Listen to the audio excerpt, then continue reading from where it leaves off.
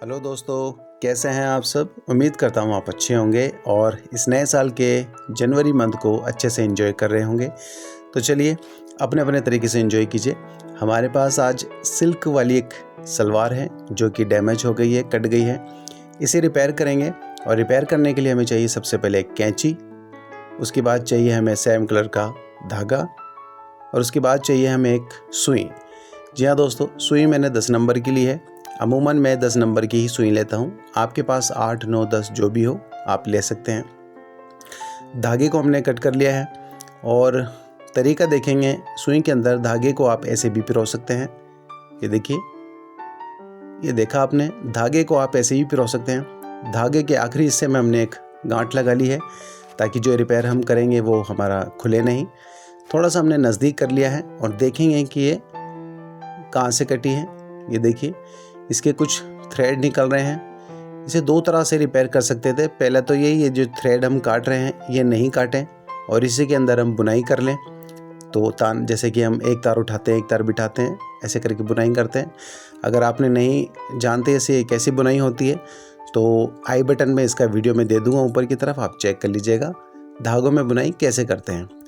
दूसरा तरीका है कि कपड़ा फोल्ड करके हम उसको रिपेयर कर सकते हैं, जो इस वीडियो में हम करेंगे। कपड़ा फोल्ड करेंगे, लेकिन पहले कुछ सिलाई है इसकी, जहाँ से ये सल है रिंकल वाली साइड से हम थोड़ी सी सिलाई खोल लेंगे और ताकि हमारा ये स्पेस मिल जाए हमें रिपेयर करने के लिए। ये हमें अब स्पेस मिल गया है ताकि जो कपड़ा हम फोल्ड करें वो हम अच्छे से पकड़ पाएँ उसको और रिपेयर कर लें। ये देखिए, हम कपड़ा फोल्ड करेंगे।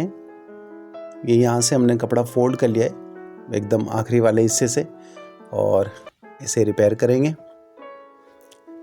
ये देखिए, कपड़े को फोल्ड करके हमने सामने वाले कपड़े के ऊपर रख लिया है और अब हम शुरू करेंगे इसकी बुनाई करना, जैसे कि हम करते हैं। ये देखिए, गांठ वाला हिस्सा हमने अंदर की ओर कर दिया है और ऊपर से बुनाई शुरू कर दी है। अगर आपका भी कोई सिल्क से बना कोई साड़ी है, कोई शर्ट है, कोई पैंट है, कोई सलवार है और वो डैमेज हो गया है इस तरह से ही, इसी शेप में, आई शेप में, तो आप उसे ऐसे रिपेयर कर सकते हैं। 2 तरीके मैंने बताए। पहला तो ये जो आप देख रहे हैं वीडियो में, कपड़ा फोल्ड करके। दूसरा तरीका, उन्हीं धागों के अंदर हम बुनाई करते हैं जो धागे हमने कैंची की मदद से साफ़ किए हैं, यानी कि काटे हैं। जी हाँ दोस्तों, और आपको कोई सवाल है तो आप मुझसे पूछ सकते हैं। और अगर आप चैनल पर नए हैं तो चैनल को अभी से सब्सक्राइब कर लीजिए और वीडियो अच्छा लगता है तो वीडियो को लाइक कीजिए और अपने दोस्तों के साथ, अपने मित्रों के साथ इसे शेयर कीजिए। ये एक आर्ट है कि आप अपने खूबसूरत बेशकीमती कपड़ों को अगर वो कट जाते हैं तो खुद से रिपेयर कर सकते हैं घर पर। जी हाँ दोस्तों, तो चलिए इसे रिपेयर होते हुए देखिए और तब तक हम बात कर लेते हैं चाय पर चर्चा, जैसे कि हम करते हैं। आप इसे ध्यान से देखिएगा वीडियो को, ताकि आप वीडियो को देखकर जान जाते हैं कि हमारे कटे हुए कपड़ों को हम कैसे रिपेयर कर सकते हैं। चलिए आज हम चाय पर चर्चा में बात करेंगे पेरेंटिंग की, कि हम कितने अच्छे माता पिता हैं। अपने बच्चों के लिए हम कितनी केयर करते हैं, उन्हें कितनी उनकी हेल्प करते हैं। तो थोड़ा सा इसके बारे में आज देखेंगे, हम सुनेंगे चाय पर चर्चा में। तो हम बात कर लेते हैं, बच्चे से मौखिक व्यवहार उन्हें लंबे समय तक नुकसान पहुंचा सकता है। जी हाँ दोस्तों, बच्चों पर चिल्लाना, उन्हें अपमानित करना या मौखिक धमकी देना, ये यौन शारीरिक शोषण जितना ही खतरनाक है। जी हाँ दोस्तों, हमारे घर में बच्चे होते हैं, छोटे बच्चे होते हैं, हम उनको डांटते हैं और चिल्लाते भी हैं, तो हमें उनके साथ कैसा व्यवहार करना चाहिए ये इसी के ऊपर है। तो चलिए इसे और अच्छे से समझने की कोशिश करते हैं। माता पिता या शिक्षक अक्सर किसी बात पर बच्चों पर चिल्लाते हैं, मौखिक रूप से उनका अपमान करते हैं या धमकी देते हैं। ये तरीका उन्हें भले ही सामान्य लगता हो, लेकिन बच्चों के विकास में उतना ही हानिकारक हो सकता है जितना यौन व शारीरिक शोषण से होता है। वहीं बच्चे के मानसिक स्वास्थ्य पर पूरी ज़िंदगी इसका नकारात्मक प्रभाव रहता है और अवसाद या क्रोध के रूप में हमारे सामने आता है। जी हाँ दोस्तों, इस चीज़ का हमें बहुत ख्याल रखना है हमारे बच्चों के सामने। बच्चों से बात करते वक्त चिल्लाएं या उनका अपमान बिल्कुल ना करें। बोलने से पहले सोचें कोई बात उसे आहत तो नहीं करेगी। गलती से ऐसा हो भी गया तो इसे तुरंत सुधारें। जी हाँ दोस्तों, इस चीज़ का बहुत हमें ख्याल रखना है। छोटे बच्चे होते हैं, हमारे बच्चे होते हैं, हमें हमारी ज़रा सी बात पर बहुत कुछ गड़बड़ हो जाता है, तो इस चीज़ का हमें ख्याल रखना है।